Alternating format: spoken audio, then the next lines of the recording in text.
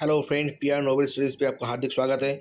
यहाँ पर आपको सुनने मिलेगा love story, heart stopping drama, romance, thrilling fantasy, revenge stories. अगर स्टोरी आपको अच्छा लगे तो इस चैनल को सब्सक्राइब कर लीजिएगा, लाइक शेयर और कमेंट कर दीजिएगा। Thank you. इससे तो पता नहीं चला कि पिछली रात की घटना का कारण क्या था या फिर माया ने अभी जो कहा उसका मतलब क्या था। लेकिन जब वे चल रहे थे, दोनों ही काफी उदास लग रहे थे। माया, सच बताओ, कल रात तुमने मुझे थोड़ा हिला दिया। कार्तिक ने माहौल को थोड़ा हल्का करने के लिए बातचीत शुरू की। मैं मैं तो बस मजाक कर रही थी, इसे सीरियसली मत लो। माया ने जल्दी से जवाब दिया। क्या? मैंने सीरियसली लिया भी नहीं। कार्तिक हल्का मुस्कुराया। फिर उसने बात बदलते हुए पूछा, हेक्टर से निपटने का क्या प्लान है तुम्हारा? प्लान सीधा साधा है। मैं उस पर केस करूंगी। वो एक फैन गर्ल को ड्रग देकर मेरे साथ जबरदस्ती करना चाहता था। मैं उसे नहीं छोड़ने वाली। माया की आवाज में गुस्से की चिंगारी थी। अगर कल रात कार्तिक सही टाइम पर नहीं पहुंचता तो शायद माया अब तक हेक्टर के हाथों में फंस चुकी होती। बिल्कुल, ऐसे इंसान को तो सजा मिलनी ही चाहिए। कार्तिक ने उसका समर्थन किया। लेकिन तभी कार्तिक ने किसी को अपनी ओर आता देखा। माया। कार्तिक के दिमाग में हलचल मच गई। उसे बिल्कुल भी उम्मीद नहीं थी कि वो यहां माया से टकरा जाएगा। कार्तिक जानता था कि अगर माया ने उसे माया के साथ होटल से बाहर आते देख लिया तो वो उसे गलत समझेगी और ये बात साक्षी तक जरूर पहुंचेगी। कार्तिक ने फौरन पीछे मुड़कर होटल में वापस जाने का सोचा, लेकिन तब तक बहुत देर हो चुकी थी। माया ने उसे देख लिया था। कार्तिक, वहीं रुक जाओ, माया ने तेज आवाज में कहा। उसके बोलने पर पास खड़ी माया भी पलटी और कार्तिक की ओर देखा। ई कार्तिक, क्या ये तुम्हारा दोस्त है? माया ने धीरे से पूछा। हाँ, शायद तुम ऐसा कह सकती हो, कार्तिक ने अनमने ढंग से जवाब दिया। वो अंदर ही अंदर परेशान हो गया था। उसे बिल्कुल अंदाजा नहीं था कि चीजें इस तरह उलझ जाएंगी। माया इस जगह से ऐसे ही नहीं गुजरी थी। ये hotel India academy of art के पास ही था। माया अक्सर इसी सड़क से स्कूल जाती थी।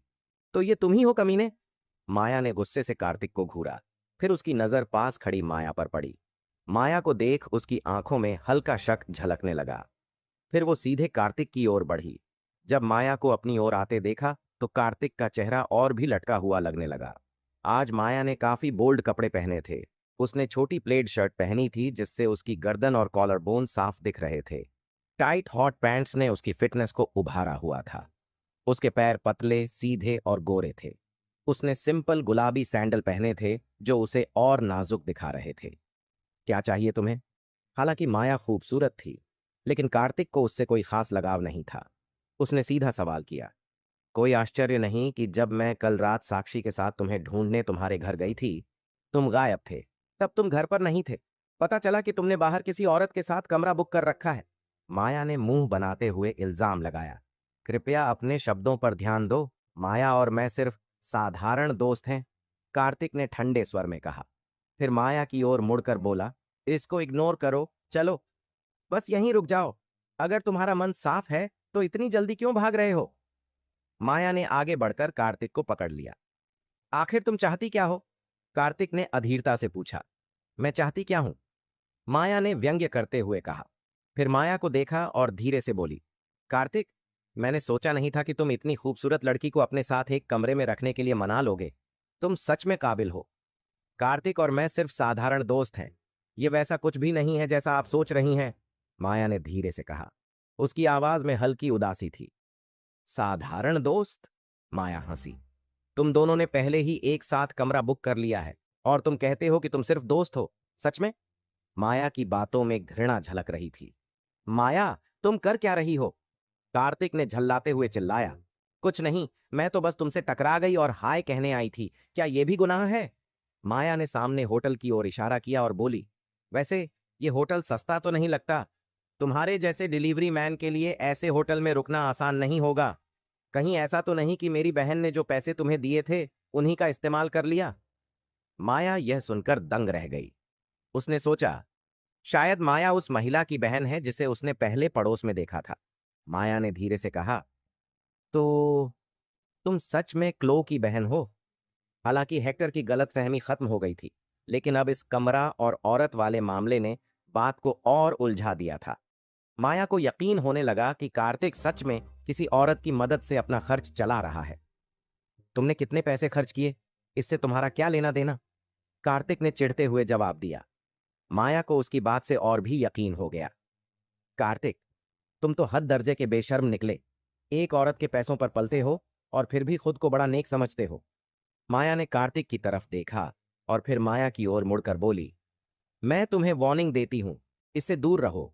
ये एक हारा हुआ इंसान है जो बस लोगों को धोखा देने के लिए बना है। मेरी बहन इसे हर महीने 20,000 देती है और ये यहां किसी और के साथ मस्ती कर रहा है। माया ने चुपचाप माया को देखा। और हां, कार्तिक, मैं साक्षी को सब बता दूंगी कि तुम किसी दूसरी औरत के साथ क्या कर रहे हो। मुझे यकीन है कि वो जल्द ही तुम्हें छोड़ देगी। यह कहकर माया मुड़ी और चली गई। माया को जाते देख कार्तिक ने गहरी सांस ली। वह असहाय महसूस कर रहा था। उसे समझ नहीं आ रहा था कि क्या करे और क्या बोले। माया भी कार्तिक को अजीब नजरों से देख रही थी। कार्तिक, तुम क्या सच में तुम्हें किसी औरत ने रखा है? माया काफी देर तक हिचकिचाती रही, फिर होंठ काटते हुए धीरे से पूछा। माया, चीजें वैसी नहीं हैं जैसा तुम सोचती हो। कार्तिक ने समझाने की कोशिश की। तुम्हें मुझे कुछ भी समझाने की जरूरत नहीं है। हम सिर्फ साधारण दोस्त हैं। भले ही तुम किसी औरत पर डिपेंड करते हो, इसका मुझसे कोई लेना देना नहीं। माया ने बेरहमी से उसकी बात काटी और सड़क की ओर चल दी। माया, मेरी बात सुनो। हम कार्तिक जल्दी से उसके पीछे भागा। कार्तिक, मैंने तुम्हें पहले ही कहा है कि हमारा रिश्ता अभी उस लेवल तक नहीं पहुंचा है। तुम्हें मुझे कुछ भी जस्टिफाई करने की जरूरत नहीं है। माया ने पलटकर उसकी ओर देखा और चिल्लाई, और हां कार्तिक, मुझे पता है कि तुम हमेशा से मुझे पसंद करते हो।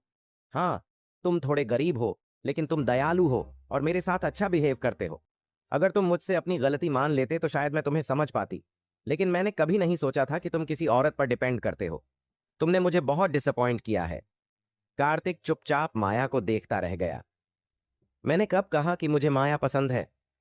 कार्तिक सोचने लगा। उसकी जिंदगी में एक गर्लफ्रेंड की कमी थी। आखिरकार वह और साक्षी बस नॉमिनल कपल थे। अगर साक्षी का कोई बॉयफ्रेंड हो सकता है तो कार्तिक को भी एक गर्लफ्रेंड तलाशनी चाहिए। माया का फिगर और लुक्स अच्छे थे और वो सही मायनों में विचार करने योग्य थी। लेकिन अभी ये सब मैटर नहीं करता था।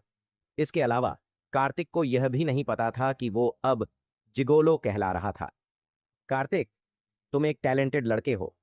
अगर तुम्हारे पास पैसे नहीं हैं तो कमा सकते हो। तुम्हें किसी औरत पर डिपेंड करने की क्या जरूरत है? तुम वाकई बहुत यूजलेस हो। माया ने व्यंग्य करते हुए कहा। फिर उसने टैक्सी रोकने के लिए हाथ बढ़ाया और उसमें बैठ गई। कुछ ही देर बाद माया उसकी नजरों से ओझल हो गई। कार्तिक वहीं खड़ा था। वह बेहद असहाय महसूस कर रहा था। माया के साथ उसका रिश्ता इतना फ्रैजाइल था कि उसे संभाल पाना मुश्किल हो रहा था। माया के इस सडन एनकाउंटर ने माहौल को पूरी तरह कोल्ड कर दिया था। माया के जाने के बाद कार्तिक ने भी एक टैक्सी ली और इंडिया यूनिवर्सिटी की तरफ निकल पड़ा। होटल के गेट पर जो हुआ उसने माया को यह सोचने पर मजबूर कर दिया कि कार्तिक ने माया के साथ कमरा बुक किया है, और इससे माया को भी लगने लगा कि कार्तिक एक जिघोलो है जिसे किसी महिला ने रखा है। हालांकि कार्तिक ने ऐसा कुछ भी नहीं किया था। यही बात उसे परेशान कर रही थी। अपनी सच्चाई छुपाना इतना मुश्किल होगा, यह नहीं सोचा था।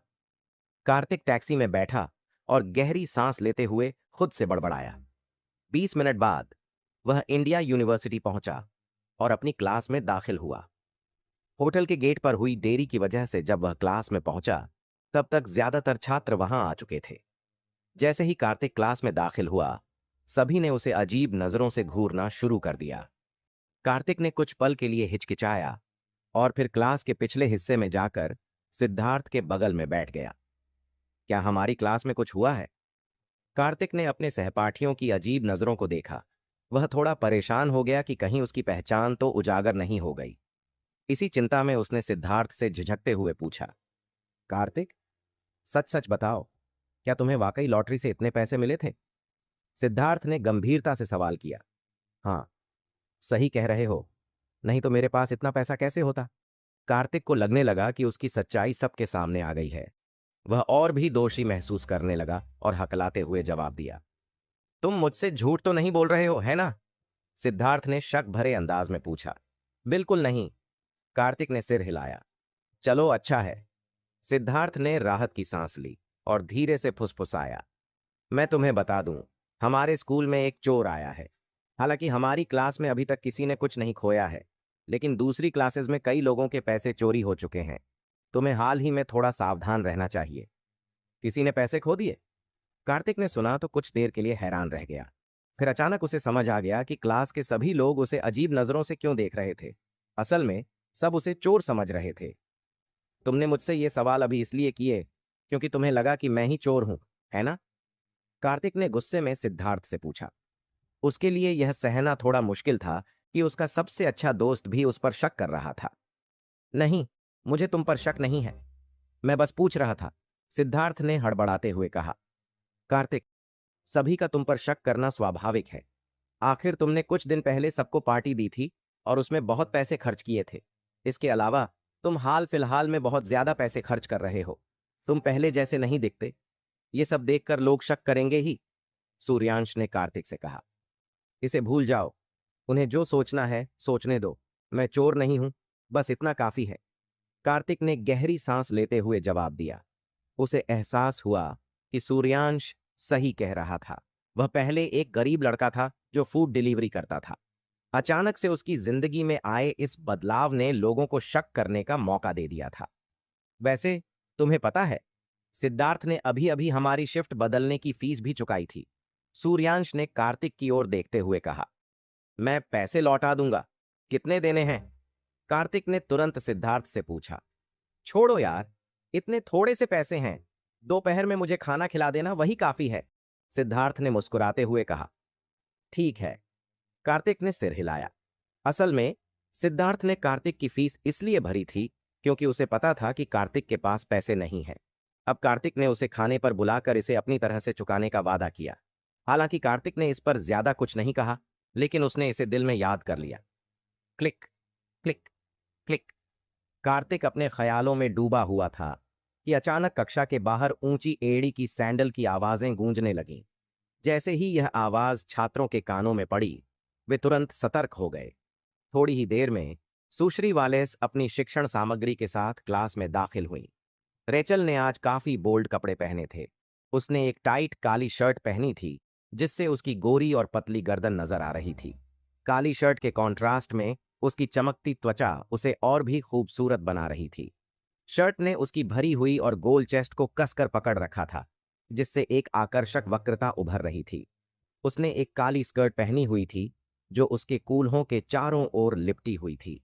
स्कर्ट उसके वेल शेप्ड हिप्स को और भी प्रोमिनेंट बना रही थी और उसकी पतली टांगें साफ दिख रही थीं। रेचल का ये लुक देखकर क्लास के सारे लड़के बेचैन हो गए। उनकी आंखों में एक अलग सी आग थी और वे बस उसे देखे जा रहे थे। मैंने सुना है कि हमारे स्कूल में हाल ही में कुछ चोरियां हुई हैं। अगर किसी का कुछ खो जाए तो तुरंत मुझे रिपोर्ट करना। और हाँ, स्कूल में महंगी चीजें लाना अवॉइड करें। रेचल ने अपनी टीचिंग मटेरियल टेबल पर रखी और काल्म होकर बोली। छात्रों ने यह सुनते ही कार्तिक की तरफ देखना शुरू कर दिया। रेचल ने भी इन निगाहों को महसूस किया, लेकिन उसने कोई रिएक्शन नहीं दिया। उसने बस कहा, चलो अपने नोट्स निकालो और क्लास शुरू करो। कार्तिक काफी अनकंफर्टेबल हो गया क्योंकि सारी नजरें उसी पर थीं, लेकिन वह समझाने की कोई कोशिश नहीं कर सकता था। उसे पता था कि चाहे वह कुछ भी कहे, लोग यकीन नहीं करेंगे। क्लास के बाहर आयुष, अंजलि, मे, रश्मि, हार्वे और बाकी लोग एक ग्रुप में बैठे विस्पर कर रहे थे। हार्वे, सब रेडी है? आयुष ने धीरे से पूछा। हाँ, पूरी प्लानिंग हो चुकी है, हार्वे ने कॉन्फिडेंट होकर कहा। यूनिस ने अभी अभी क्लास की फीस कलेक्ट की है और पैसे उसके बैग में हैं। जब क्लास खत्म होगी तो हमें बस कार्तिक को किसी बहाने से क्लासरूम में रोकना होगा, फिर फीस के पैसे उसके बैग में डाल देंगे। हा हा हा, हार्वे, तुम्हारा यह प्लान गजब का है, आयुष ने चालाकी से मुस्कुराते हुए कहा। फिर उसने गुस्से में कार्तिक की ओर देखा और फुसफुसाया। कार्तिक, इस बार तुम बच नहीं पाओगे। मुझसे लड़ने की कोशिश की, अब अंजाम भुगतना। क्यों ना इस सबको छोड़ दें? मैंने थोड़ी चिंता भरी आवाज में कहा। छोड़ दूं? क्यों? क्या तुम भूल गई कि कुछ दिन पहले कार्तिक ने तुम्हारा इंसल्ट किया था? अंजलि ने गुस्से से कहा। मुझे बस डर है, अगर किसी को पता चल गया तो क्या होगा? मैंने थोड़ा डरते हुए कहा। मैं, तुम टेंशन मत लो, किसी को कुछ नहीं पता चलेगा। हार्वे ने कॉन्फिडेंटली कहा। तो फिर ये काम करेगा कौन? रश्मि ने सवाल किया। ये सुनते ही सबकी नजरें हार्वे पर टिक गईं। हार्वे, तुमने तो कहा था कि तुम्हें मैं पसंद है। अब मौका है कि तुम अपनी लॉयल्टी साबित करो, अंजलि ने चालाकी से कहा। हार्वे थोड़ा झिझका, लेकिन फिर उसने सिर हिलाया और कहा, ठीक है, मैं करूंगा। हार्वे, तुम। मैंने कुछ कहना चाहा। मैं? कुछ मत कहो, मैं तुम्हारे लिए कुछ भी करने को तैयार हूं, हार्वे ने आत्मविश्वास से कहा। हार्वे ने मे को बड़े प्यार से देखा। जब मैंने हार्वे की बातें सुनी तो उसने मन ही मन उसे मूर्ख कहकर कोसा और चुप हो गई। Ring ring ring. समय तेजी से बीत गया। घंटी बजते ही मिस वालेस ने घोषणा की कि क्लास खत्म हो गई है। फिर उन्होंने अपनी किताबें उठाईं और क्लास से बाहर चली गईं। मिस वालेस का फिगर सच में कमाल का है। अगर मुझे उनकी जैसी गर्लफ्रेंड मिल जाए तो मैं 10 सेंटीमीटर छोटा होने को तैयार हूं, सूर्यांश ने उनकी ओर देखते हुए गहरी सांस लेते हुए कहा। 10 सेंटीमीटर छोटा? क्या बाकी सब भी छोटा कर दोगे? सिद्धार्थ ने मजाकिया लहजे में जवाब दिया। अपनी फालतू बातें बंद करो, मैं एक संपन्न आदमी हूं, सूर्यांश ने चिढ़कर कहा। जब कार्तिक ने सिद्धार्थ और सूर्यांश की बातचीत सुनी तो उसे अचानक मिस वालेस के हॉस्टल वाली घटना याद आ गई। मिस वालेस स्वाभाविक तौर पर बहुत आकर्षक थीं। उनकी सेक्सी ड्रेसिंग और बबली पर्सनैलिटी की वजह से लड़के अक्सर उनके बारे में ख्वाब देखते रहते थे। लेकिन कार्तिक जानता था कि भले ही मिस वालेस ऊपर से बोल्ड लगती थीं, पर वह अंदर से काफी ट्रेडिशनल थीं। वह उतनी ओपन माइंडेड नहीं थीं जितना लोग सोचते थे। कार्तिक! उसी वक्त मिस वालेस, जो क्लास से बाहर जा चुकी थीं, अचानक वापस आईं और दरवाजे पर खड़ी होकर बोलीं, कार्तिक, मुझे तुमसे कुछ बात करनी है। बाहर आओ। मैडम, क्या हुआ?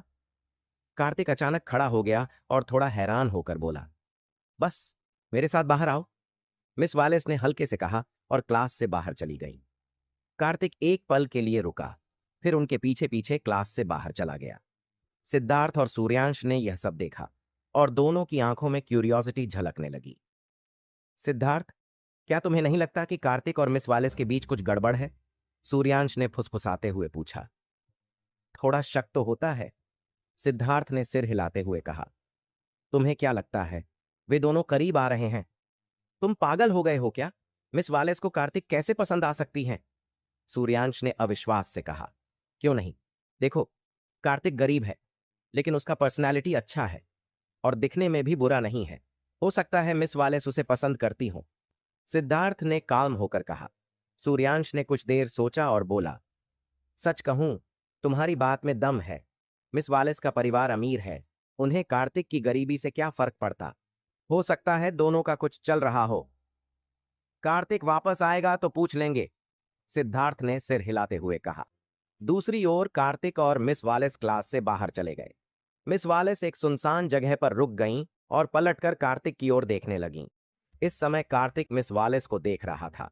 वह खुद को यह सोचने से रोक नहीं पाया कि मिस वालेस कितनी आकर्षक लग रही थीं। उनका पूरा शरीर एक अलग ही चार्म से भरा हुआ था। इसके अलावा कार्तिक उस उम्र में था जहां उसकी भावनाएं अक्सर अनकंट्रोलेबल हो जाती थीं। भले ही वह खुद को रोकने की कोशिश करता, लेकिन उसकी नजरें बार बार मिस वालेस की गोरी, लंबी टांगों और उनकी छोटी स्कर्ट में लिपटे परफेक्ट कर्व्स पर चली जातीं। मिस वालेस का फिगर एकदम परफेक्ट था। उनकी सुंदरता और ग्रेस किसी को भी अपनी ओर खींचने की ताकत रखती थी। उनकी हर एक मूवमेंट में एक नेचुरल अल्यूर था जो लोगों को उनके आसपास हिप्नोटाइज्ड कर देता था। तुमने देखना बंद किया? मिस वालेस की तेज आवाज ने कार्तिक को चौंका दिया। मैडम, आप बहुत सुंदर हैं, कार्तिक ने ऑकवर्डली हंसते हुए कहा और अपना सिर खुजलाने लगा। मिस वालेस ने हल्की सी आई रोल की, फिर अपनी पॉकेट से एक कार्ड निकाला। यह मेरे दोस्त का बिजनेस कार्ड है। उसका बार आज दोपहर ओपन हो रहा है। एड्रेस कार्ड पर लिखा है। अगर तुम्हारी दोपहर में कोई क्लास नहीं है तो वहां जाकर पार्ट टाइम काम कर सकते हो। $200 पर डे मिलेगा। उसी दिन पेमेंट हो जाएगा, उन्होंने काल्मली कहा। धन्यवाद, मिस वालेस। हालांकि बार में काम करने का मन नहीं था, फिर भी उसने मना करना ठीक नहीं समझा। थैंक यू की जरूरत नहीं, मैं तुम्हारी टीचर हूं। फिर मिस वालेस ने सख्ती से कहा, लेकिन मेरी दोस्त का स्वभाव बहुत खराब है, उसे परेशान मत करना। ठीक है, कार्तिक ने सिर हिलाते हुए कहा। बस इतना ही कहना था, अब तुम जा सकते हो, उन्होंने कहा और वापस मुड़ने लगी। कार्तिक ने भी क्लास की ओर लौटना शुरू कर दिया। ठहरो कार्तिक। जैसे ही कार्तिक दरवाजे के पास पहुंचा, मिस वालेस की आवाज ने उसे रोक दिया। मिस वालेस, कुछ और कहना था? कार्तिक ने मुड़कर पूछा। हाल ही में स्कूल में चोरियां हुई हैं, तुम्हें पता है ना? मिस वालेस ने सीधे उसकी आंखों में देखा। कार्तिक थोड़ा असहज हो गया। उसे लगा जैसे वह उस पर शक कर रही है। मैंने सुना है, उसने धीरे से जवाब दिया। ठीक है, यह अच्छा है कि तुम्हें पता है। तुम जरा सावधान रहना, अपना वॉलेट कभी हॉस्टल में मत छोड़ना।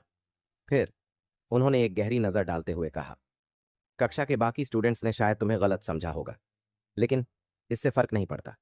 मुझे पता है कि तुम वैसे इंसान नहीं हो। उनकी बातों की चिंता मत करो। जब मैं असली चोर को पकड़ लूंगी तो सबको सच पता चल जाएगा। मिस वालेस के इन शब्दों ने कार्तिक के दिल में एक अजीब सी फीलिंग जगा दी। उसे लगा था कि मिस वालेस भी बाकी लोगों की तरह उस पर शक करेंगी, लेकिन उनका भरोसा देखकर उसे राहत भी मिली और एक अनकही ग्रेटिट्यूड भी महसूस हुई। कार्तिक को उम्मीद नहीं थी कि मिस वालेस उसे सांत्वना देंगी। ठीक है, बस इतना ही कहना था। दोपहर में बार में काम पर जाना याद रखना, मिस वालेस ने कहा और पलटकर चली गईं। कार्तिक ने उनकी आकर्षक और ग्रेसफुल चाल को देखा। उसके दिल में कई तरह की फीलिंग्स उमड़ने लगीं। भले ही कार्तिक के पास अब $10 ट्रिलियन की संपत्ति थी, फिर भी कुछ ही लोग ऐसे थे जो उसके दिल से केयर करते थे। ये मायने नहीं रखता था कि वह अमीर है या गरीब। मिस वालेस उन्हीं में से एक थीं। कार्तिक, घूरना बंद करो, ये पीवाई क्लास का समय है। सिद्धार्थ और सूर्यांश क्लास से बाहर आकर चिल्लाए। हाँ, कार्तिक ने हल्के से जवाब दिया और उनके पीछे खेल के मैदान की ओर चल दिया। लगता है तुम और मिस वालेस बहुत करीब हो गए हो। क्या कुछ चल रहा है? सूर्यांश ने हंसते हुए कार्तिक के कंधे पर हाथ रखा। हमें भी बताओ, मिस वालेस तुम्हें क्यों ढूंढ रही थीं? सिद्धार्थ ने पूछा। वो मुझे पार्ट टाइम जॉब ऑफर करने के लिए बुला रही थीं। अगर तुम दोनों को काम करना है तो मैं तुम्हें भी इंट्रोड्यूस कर सकता हूं, कार्तिक ने मुस्कुराते हुए कहा। भूल जाओ, मुझे पार्ट टाइम जॉब में कोई इंटरेस्ट नहीं है, सूर्यांश ने तुरंत जवाब दिया। मुझे भी कोई दिलचस्पी नहीं है, सिद्धार्थ ने कहा। उधर क्लास में आयुष, अंजलि, मे, हार्वे और बाकी लोग अपनी सीटों पर बैठे बातें कर रहे थे। वे क्लास से बाहर जाने का कोई इरादा नहीं रखते थे। कुछ ही देर में क्लास के ज्यादातर लोग चले गए। अब क्लास में सिर्फ अदिति बैठी थी। वह उलझन में लग रही थी क्योंकि उसने अपनी क्लास फीस बैग में रख ली थी। वह सोच रही थी कि इसे साथ ले जाए या छोड़ दे। आयुष ने यह देखा और अंजलि, मे और रश्मि को इशारे में अपनी प्लानिंग समझाई। अंजलि तुरंत खड़ी हुई और अदिति के पास आई। अदिति, तुम अभी तक क्यों बैठी हो? चलो साथ में पीआई क्लास चलते हैं, उसने मुस्कुराते हुए कहा। अदिति कुछ कहने ही वाली थी कि रश्मि ने उसका हाथ पकड़ लिया। अगर तुम अब नहीं चली तो लेट हो जाओगी, और पीआई टीचर का मूड तो तुम जानती हो, वो गुस्सा हो जाएंगे, उसने जल्दी से कहा। अंजलि और रश्मि ने अदिति को कक्षा से बाहर खींच लिया। आयुष थोड़ी झिझक के बाद उनके पीछे कक्षा से बाहर चला गया। अब क्लास में बस हार्वे अकेला बचा था। India university east stadium. वित्त संकाय के सभी छात्र पहले ही लाइन में खड़े थे। बस हार्वे ही लेट था। तुम्हारी क्लास का स्पोर्ट्स कमेटी का मेंबर कहाँ है? एक मोटा गंजा आदमी जो पीआई टीचर था तेज आवाज में चिल्लाया। सर, हार्वे वॉशरूम गया है, वो बस आने ही वाला है, आयुष ने घबराते हुए जवाब दिया। यह तो बहुत अपमानजनक है। खेल समिति का सदस्य होकर भी पीआई क्लास के लिए देर से आया। पीआई टीचर का चेहरा गुस्से से लाल हो गया था। सर! उसी वक्त हार्वे सांसें लेते हुए शिक्षण भवन की दिशा से दौड़ता हुआ आया। तुम कहां चले गए थे? शारीरिक शिक्षा क्लास के लिए देर से कैसे आ सकते हो? तुम खेल समिति के सदस्य कैसे बन गए? टीचर ने अपनी आंखें चौड़ी करते हुए हार्वे पर चिल्लाया। क्लास के सारे बच्चे यह सुनकर मजे लेने लगे। आमतौर पर हार्वे अपनी पोजीशन का गलत फायदा उठाकर दूसरों को धमकाता था। आज जब उसे डांट पड़ रही थी, सब खुश हो गए। हे, कभी नहीं सोचा था इसका भी ऐसा दिन आएगा, सिद्धार्थ ने हार्वे की ओर देखकर धीरे से कहा। सर, मुझे अभी पेशाब लगी थी तो मैं वॉशरूम चला गया, हार्वे ने धीरे और नम्र स्वर में कहा। बहाने मत बनाओ और जल्दी से हाजिरी लो। टीचर ने हाजिरी की बुक हार्वे की तरफ फेंकी और खुद एक ठंडी जगह जाकर फोन देखने लगे। हार्वे ने नाम पुकारना शुरू किया। हाजिरी पूरी होने के बाद हार्वे ने टीचर की तरफ देखा और पूछा, सर, सब आ गए हैं, क्या आज हमारा फिटनेस टेस्ट होगा? पिछली बार नहीं बताया था? पहले मैदान में दौड़ना, लड़कियां जो चाहें वो कर सकती हैं, लड़के फुटबॉल खेल सकते हैं, और आखिर में फिटनेस टेस्ट होगा। तुम पागल हो क्या? इतनी छोटी बात भी याद नहीं रहती? टीचर ने गुस्से में चिल्लाते हुए कहा। उम, सर, मैं फुटबॉल लाना भूल गया। हार्वे ने सिर झुकाते हुए धीमे स्वर में कहा। तो अब क्या कर रहे हो? खड़े क्यों हो? जल्दी जाओ और फुटबॉल लेकर आओ। टीचर का गुस्सा अब फूटने ही वाला था। हार्वे आम तौर पर ऐसी गलतियां नहीं करता था, लेकिन आज न सिर्फ वह लेट आया था, बल्कि फुटबॉल भी लाना भूल गया था। लेकिन हार्वे मन ही मन हंस रहा था। वह जानता था कि उसे क्या लाना है, लेकिन जानबूझकर नहीं लाया। अब वह कार्तिक को वापस क्लास में भेज सकता था। हार्वे की खुद की इतनी चालाकी नहीं थी। यह सब आयुष की प्लानिंग थी। कार्तिक, जल्दी से कक्षा में जाओ और फुटबॉल लेकर आओ। बाकी सब लोग फिटनेस टेस्ट शुरू करेंगे, हार्वे ने चिल्लाकर कहा। हार्वे, तुम खुद भूल गए और अब कार्तिक को क्यों भेज रहे हो? सिद्धार्थ ने गुस्से से जवाब दिया। हाँ, कक्षा तो मैदान से बहुत दूर है, तुम खुद क्यों नहीं जा रहे? सूर्यांश ने भी चिल्लाया। मैं खेल समिति का सदस्य हूं, जिसे कहूंगा उसे ही जाना होगा। ये मेरा अधिकार है, और मुझे सबके फिटनेस टेस्ट की निगरानी करनी है। वैसे भी कार्तिक के P.E रिजल्ट हमेशा अच्छे रहे हैं, उसे भेजने में क्या प्रॉब्लम है? हार्वे ने आंखें चौड़ी करते हुए जवाब दिया। कार्तिक अकेले इतने सारे फुटबॉल नहीं ले सकता, मैं उसके साथ वापस जाऊंगी, अदिति ने अचानक कहा। हार्वे अदिति का यह प्रस्ताव सुनकर हैरान रह गया। अगर अदिति कार्तिक के साथ क्लास में वापस जाती तो उनकी सारी साजिश सामने आ जाती। आयुष, अंजलि और बाकी लोग भी थोड़े घबराए हुए लग रहे थे। यूनिस, आज का फिटनेस टेस्ट बहुत जरूरी है, तुम वापस मत जाओ। वैसे भी लाने के लिए ज्यादा चीजें नहीं हैं। हार्वे ने थोड़ी देर सोचने के बाद मुस्कुराते हुए अदिति से कहा। लेकिन अदिति ने बोलना शुरू ही किया था। कोई बात नहीं, ये बस कुछ फुटबॉल हैं, मैं अकेले ही ले आऊंगा, कार्तिक ने अचानक खड़े होकर कहा। उसका चेहरा एकदम शांत था। हार्वे, आयुष और बाकी लोगों ने कार्तिक की बात सुनी तो उनके चेहरे पर राहत और खुशी झलकने लगी। शुरू में उन्हें लगा था कि चीजें मुश्किल हो सकती हैं, लेकिन जब कार्तिक ने खुद जाने की बात कही तो उनकी योजना काम कर गई। ठीक है कार्तिक, जल्दी जाओ और फुटबॉल लेकर आओ, हार्वे ने चिल्लाकर कहा। कार्तिक को यह अंदाजा नहीं था कि यह सब हार्वे और उसके दोस्तों की चाल थी। वह बिना कुछ कहे क्लास की ओर चला गया।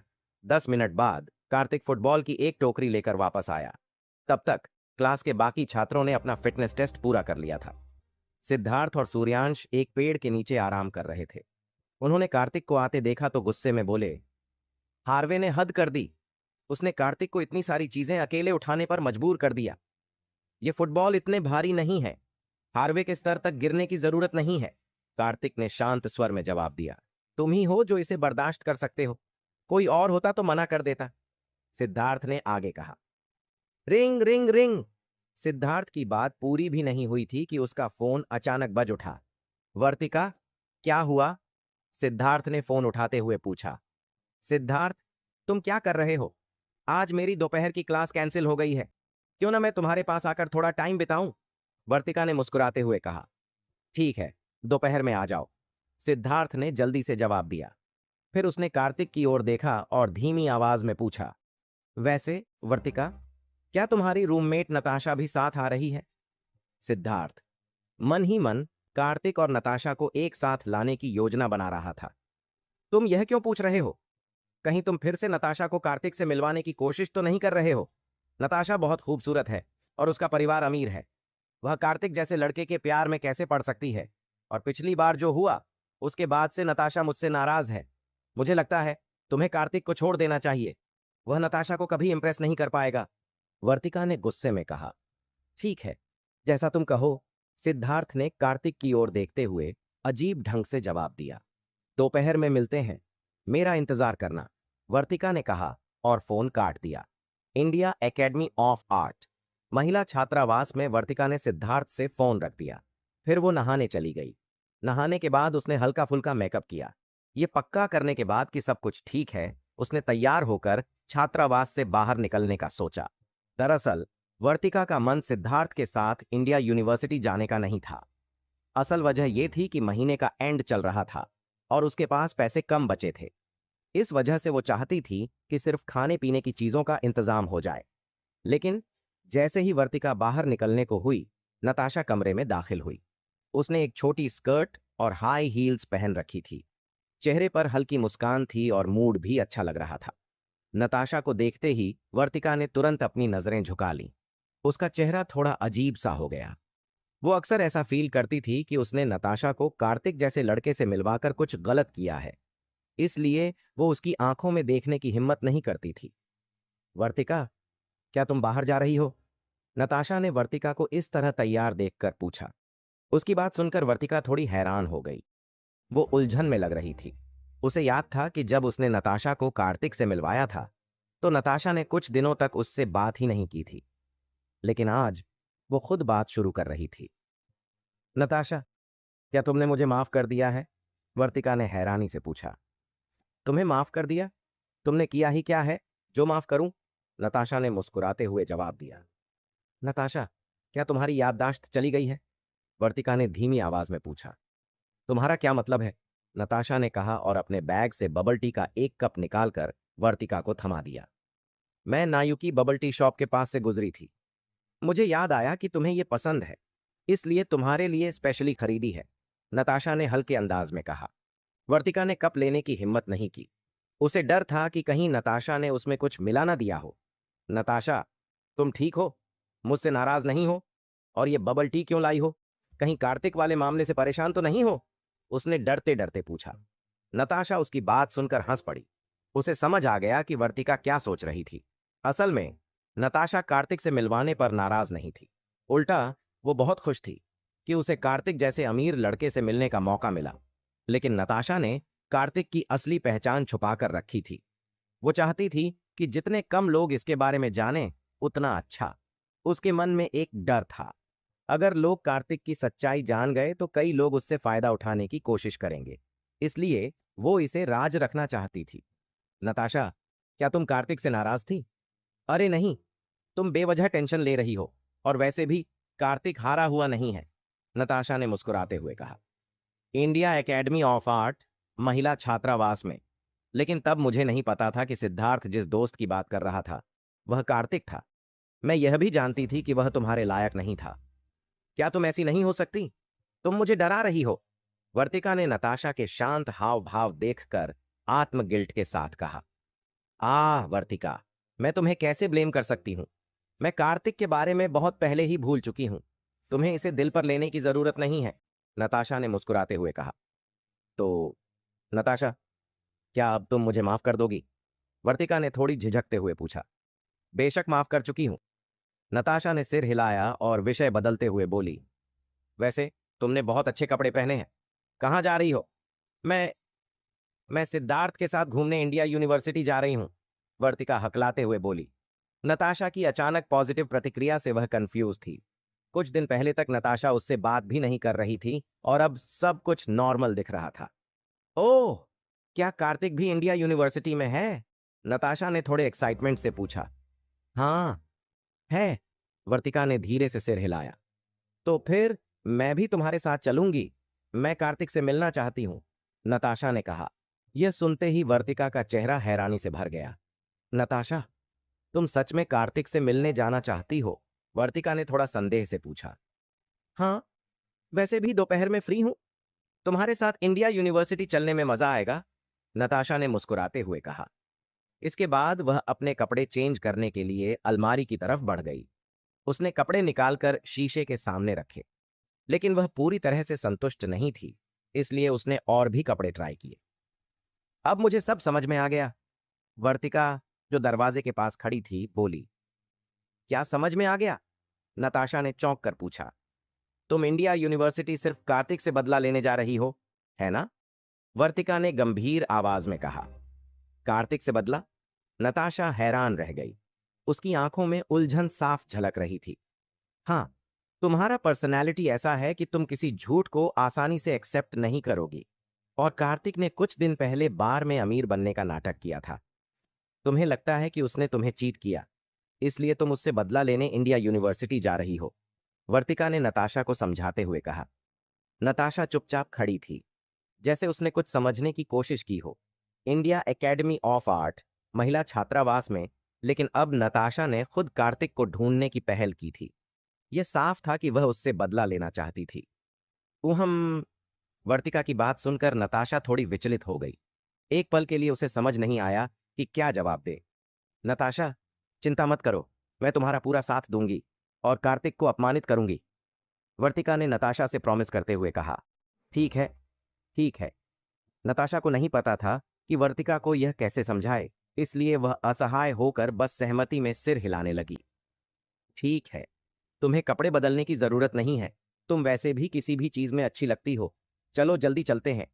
वर्तिका कार्तिक को अपमानित करने के लिए इंडिया यूनिवर्सिटी जाने का इंतजार नहीं कर सकती थी। नताशा ने असहाय होकर वर्तिका को देखा और उसके पीछे पीछे छात्रावास से बाहर चली गई। रिवर टाउन विश्वविद्यालय, ईस्ट स्टेडियम। समय तेजी से बीत रहा था। सुबह की आखिरी क्लास, जो फिजिकल एजुकेशन की थी, खत्म होने के बाद घंटी बजते ही सभी स्टूडेंट्स कैफेटेरिया की ओर जाने लगे। सिद्धार्थ, सूर्यांश, आज मैं तुम दोनों को लंच पर ले चलती हूं, कार्तिक ने पीछे मुड़कर दोनों से कहा। जरूर, वैसे भी मुझे भूख लग रही है, सिद्धार्थ ने हंसते हुए कहा और तुरंत तैयार हो गया। उसे पता था कि कार्तिक उसे और सूर्यांश को इसलिए लंच करवा रहा था क्योंकि उसने हाल ही में कार्तिक की क्लास की फीस भरने में मदद की थी। सूर्यांश ने भी मना नहीं किया और वे तीनों कैफेटेरिया की ओर बढ़ गए। लेकिन थोड़ी ही देर बाद सिद्धार्थ का फोन बज उठा। सिद्धार्थ ने रुककर जल्दी से फोन निकाला और कॉल रिसीव की। उसने धीरे से कहा, वर्तिका, क्या तुम पहले से यहां हो? हाँ, नताशा और मैं इंडिया यूनिवर्सिटी के गेट पर हैं, जल्दी आकर हमें पिक कर लो, वर्तिका ने मुस्कुराते हुए जवाब दिया। क्या नताशा भी यहां है? सिद्धार्थ ने हैरानी से पूछा। हाँ, नताशा मेरे साथ आई है। और सुनो, तुम अपने रूममेट कार्तिक को भी बुला लेना, नताशा उसे ही देखने आई है, वर्तिका ने धीरे से कहा। सिद्धार्थ यह सुनकर और भी ज्यादा चौंक गया। पहले तो उसने वर्तिका से कहा था कि वह नताशा को लेकर आए ताकि वह उसे समझा सके कि बार में क्या हुआ था, लेकिन वर्तिका ने साफ कह दिया था कि नताशा दोबारा कभी नहीं आएगी। और अब नताशा खुद ही कार्तिक को देखने की पहल कर रही थी। यह सब क्या चल रहा है? फोन रखने के बाद सिद्धार्थ ने खुद से बुदबुदाया। वह पूरी तरह कंफ्यूज लग रहा था। सिद्धार्थ को वाकई समझ नहीं आ रहा था कि वर्तिका और नताशा अचानक ऐसा क्यों कर रही थीं। क्या हुआ भाई? सूर्यांश ने सिद्धार्थ के चेहरे के हाव भाव देखकर पूछा। कुछ नहीं, कुछ भी नहीं, सिद्धार्थ ने सिर हिलाया और आगे कहा।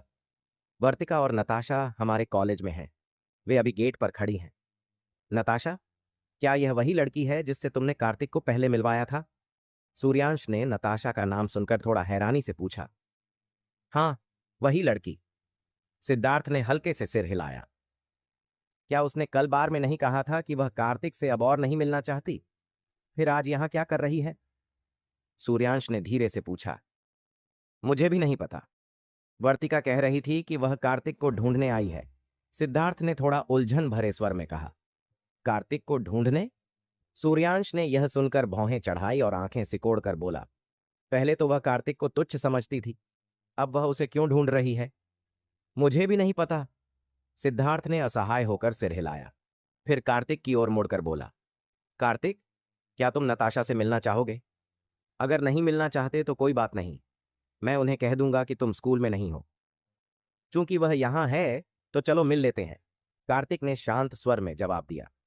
ठीक है, वे दोनों स्कूल के गेट पर हैं, चलो चलते हैं, सिद्धार्थ ने कहा और गेट की ओर बढ़ने लगा।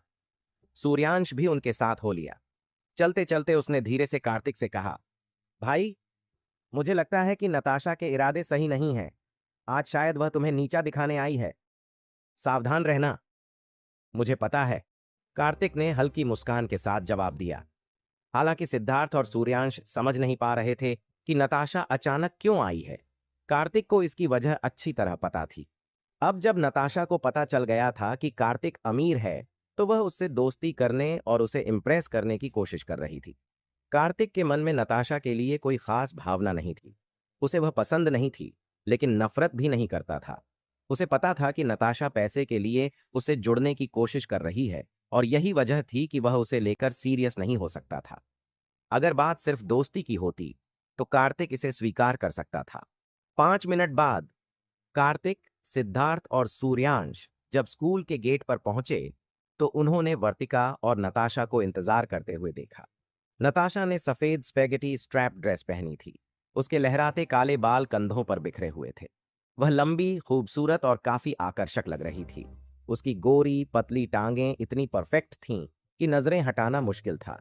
उसकी हर अदा में एक अलग सा कॉन्फिडेंस और क्लास झलक रही थी।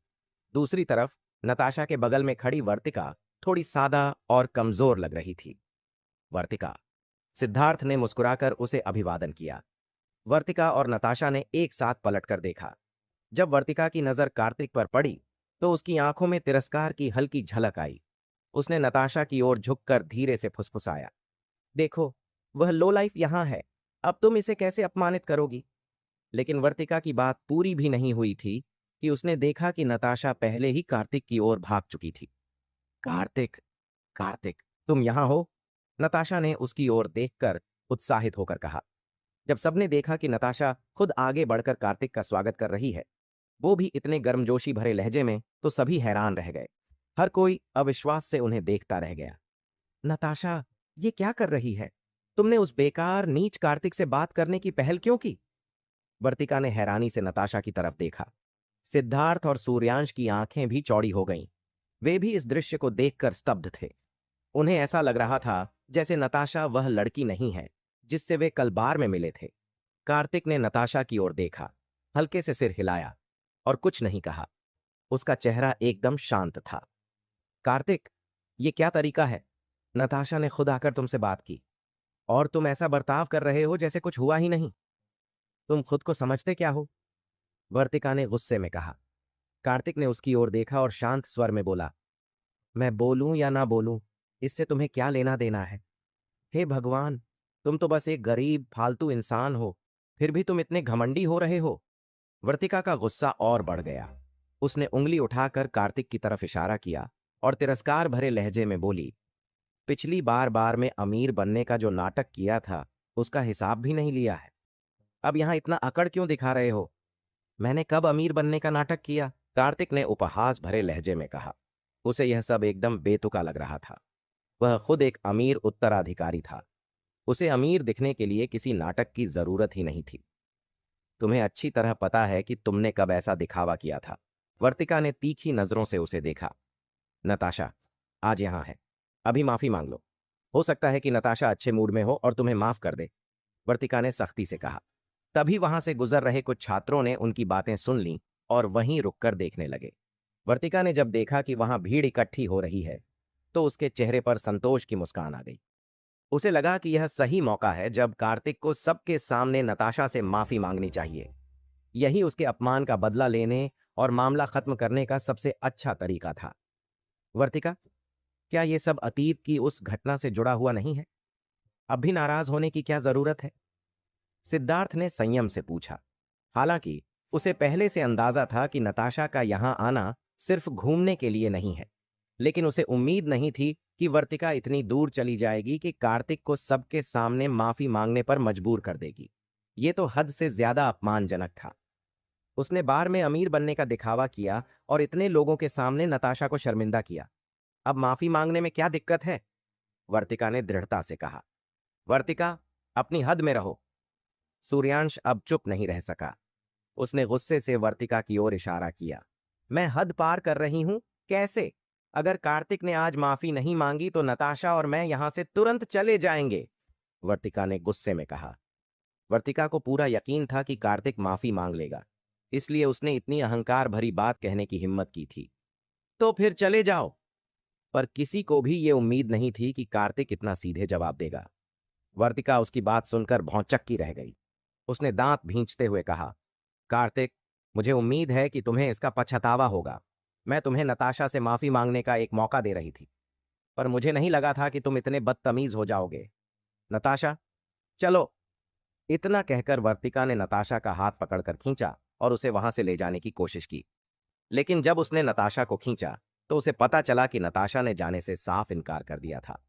नताशा, तुम अभी भी यहां क्यों खड़ी हो? ये लड़का माफी नहीं मांग रहा, चलो, वर्तिका ने उसे इशारा करते हुए कहा। अगर तुम्हें जाना है तो जाओ, मैं नहीं जा रही, नताशा ने ठंडे स्वर में जवाब दिया। वर्तिका हक्की बक्की रह गई। उसने तो सोचा था कि कार्तिक को धमकाकर उसे नताशा से माफी मांगने पर मजबूर कर देगी, लेकिन कार्तिक ने साफ मना कर दिया। और उससे भी ज्यादा चौंकाने वाली बात यह थी कि नताशा का वहां से जाने का कोई इरादा नहीं था। नताशा, तुम क्यों यहां खड़ी हो? उसने तुम्हें माफी मांगने से मना कर दिया? वर्तिका ने हैरानी से पूछा।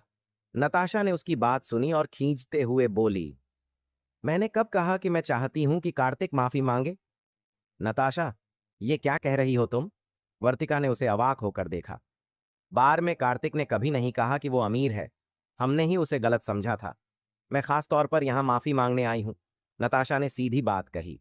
ये कहकर नताशा कार्तिक के पास आई और धीरे से बोली, कार्तिक, पिछली बार हमने तुम्हें गलत समझा। मुझे माफ कर दो। नताशा की ये बातें सुनकर सिद्धार्थ और बाकी छात्रों की आंखें आश्चर्य से फैल गईं। उन्हें लगा था कि कार्तिक को माफी मांगनी पड़ेगी, लेकिन यहां तो नताशा ने खुद माफी मांगने की पहल कर दी। ये क्या हो रहा था? सभी हैरान होकर चुपचाप नताशा को देख रहे थे। ठीक है, कार्तिक ने नताशा की ओर देखा और एक ठंडे उदासीन लहजे में जवाब दिया, वर्तिका, अब तुम क्या देख रही हो? जल्दी करो और कार्तिक से माफी मांगो। नताशा ने मुड़कर कहा। नताशा, क्यों? हमें इस लड़के से माफी क्यों मांगनी चाहिए?